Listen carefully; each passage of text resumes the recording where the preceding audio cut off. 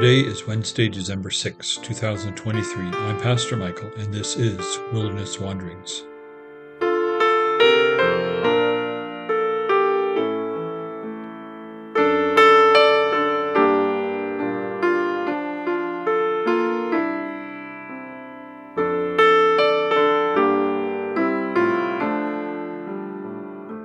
Our text is from Luke 1.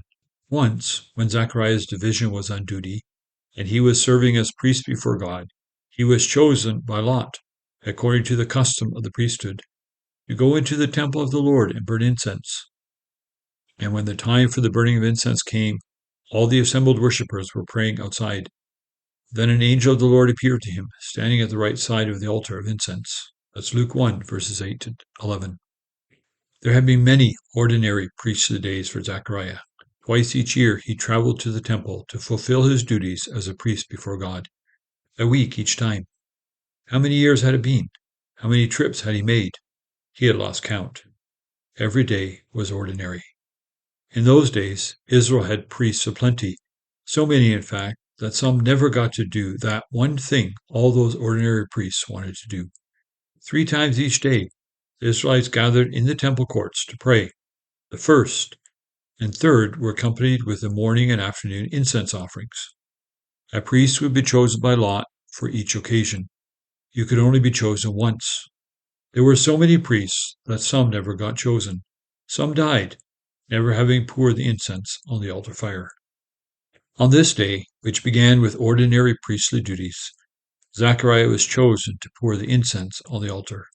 Finally, after all these years, God had chosen him. This was the most important moment in his life. The other priests helped him prepare the spice and bring it into the holy place.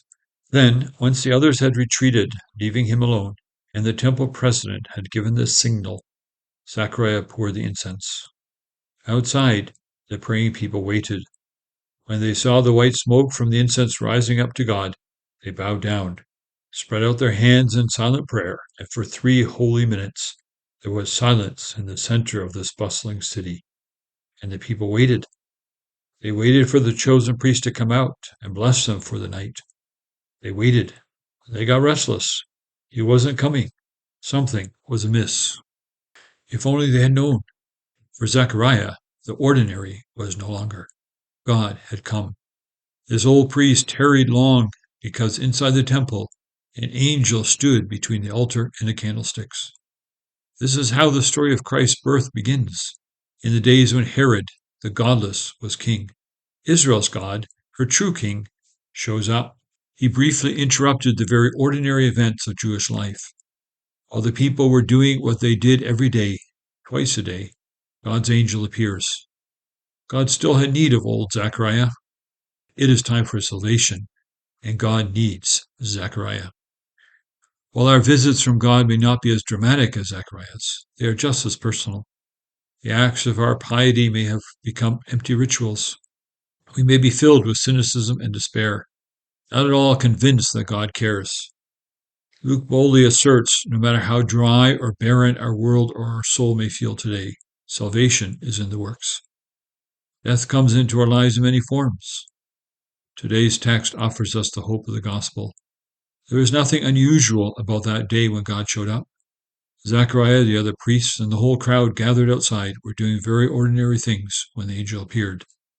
The text invites us to open our eyes, to look up, to expect God to come with the words of life. Today, or tomorrow, as you go about the ordinary events of the day, accompany them with prayer. Let them rise like the white smoke from the altar of incense, and live with expectation. God is still in the business of showing up. He is still working out his salvation. Watch for it. Go now with the blessing of God. Though you walk in darkness, may you see the great light. Though you live in a land of deep shadows, may you see light, sunbursts of light. May God increase your life, expand your joy. May you be glad in his presence. May God give you the joy of a great celebration, sharing rich gifts and warm greetings.